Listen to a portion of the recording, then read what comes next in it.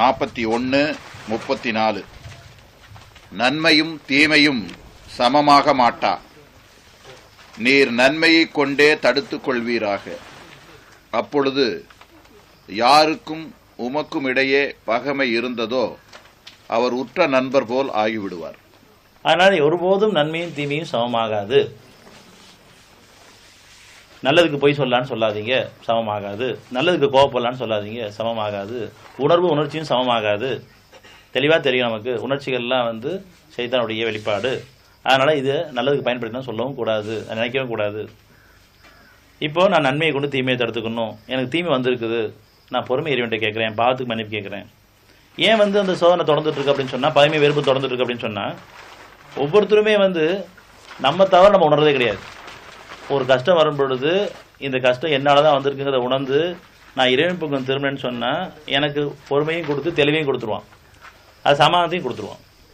ஆனால் அந்த நிகழ்வுகளில் நம்ம நடந்துக்கிட்ட விதத்தை நம்ம கவனிக்கவே மாட்டோம்.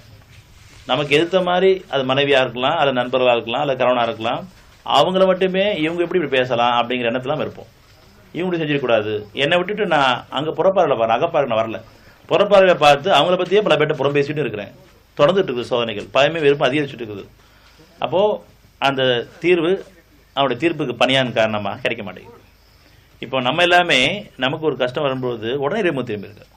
அந்த கஷ்டம் வர்றதுக்கு முன்னாடி நல்ல இருக்கும்போது திரும்ப இன்னும் பாதுகாப்பு தான் நமக்கு. ஆனால் அப்படி திரும்ப மாட்டேங்கிறோம், கஷ்ட காலம் மட்டும் தான் திரும்புகிறோம். நம்ம நன்றி கட்டவங்களா இருக்கும். நல்ல நிலை இருக்கும்போது நிறைவனே இந்த அமைதி நிம்மதி கொடுத்து வச்சிருக்கிற, அது கணவன் மனைவிக்குள்ளாகட்டும் அல்லது நம்ம கூட குடும்பத்தார்கிட்டும் நல்ல இருக்கும் பொழுது எனக்கு அமைதி கொடுத்து வச்சிருக்கிற, குடும்பத்தார சமாதானம் ஏற்படுத்தி வச்சிருக்கிற, இந்த சமாதானம் என்றும் தொடரட்டும். எங்கள் எல்லாருக்குமே குணங்கள் மேன்மை அடையக்கூடிய ஞானங்கள் கொண்டு வழிநடத்த எங்களை பொறுப்பு நல்ல எங்கள் பொறுப்பில் விட்டுறாத நல்ல குணம் என்னைக்கா பிரார்த்தனை பண்ணிப்போமா ஒருத்தருக்கு ஒருத்தர். அதை தவற விட்டுட்டோம். இப்போ கஷ்டம் வந்துடுச்சு. கஷ்டம் வந்த போதாவது பொறுமையை கேட்கணும்.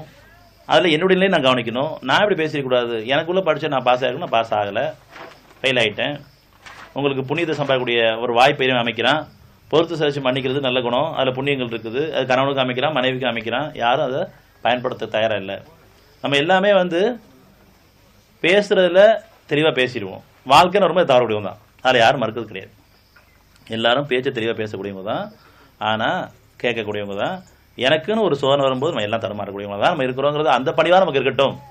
இல்லை நான் சரியாக இருக்குன்னு சொல்ல வேண்டாம். ஏன்னா சோதனை காலங்களில் அவங்க எல்லாமே அவங்கவுங்க பார்த்துக்க, அவங்க எல்லாமே அவங்களுக்கு போதுமானதாக இருக்குது. ஒவ்வொருத்தரும் அவங்க என்ன உணர்ச்சி வசப்படுறது இருக்க தான் செய்யுது. வெளிப்படலைனா கூட உள்ளுக்குள்ளே நீங்கள் உணர்ச்சி வசப்படுறது உங்களுக்கு தெரியாமல் இருக்காது. அந்த உணர்ச்சி கூட வேண்டாம் வேணாம கேட்கணும். இதுவும் வேண்டாம், அவங்கள பற்றி என்னமே எனக்கு வேண்டாம், என் பாவத்தை மன்னிச்சிரு. ஏன்னா சமாதான நிலையில் இப்போ நான் அவங்களுக்காக பிரார்த்தனை பண்ணலாம். நான் சமாதான நிலையில் அவங்களுக்காக என்ன பிரார்த்தனை பண்ண முடியும்?